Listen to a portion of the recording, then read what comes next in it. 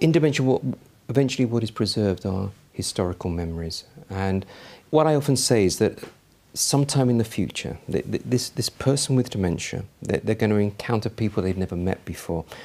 And that person with dementia will no longer be able to tell them about who they are and what they once did and what they like and what they don't like. So it makes a lot of sense at the beginning, after the diagnosis, to start to get around to thinking about the future and just write about yourself. Memories, maybe assisted by photographs. And so you do compile a memory book. And I truly believe that is the passport for living well, because this book can be handed over to people who then get an appreciation who somebody is. And then I think you really are talking about personalised care, which really is the ethos of Bupa's Person First, Dementia Second.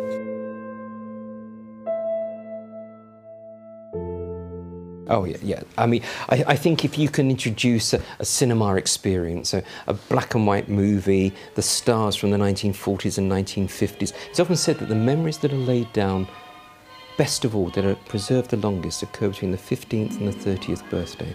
So that's what you're capturing. Typically, a resident in a care home is in their early 80s. So basically, you've got to take off 50 to 60 years, and that takes you right the way back to the 1950s.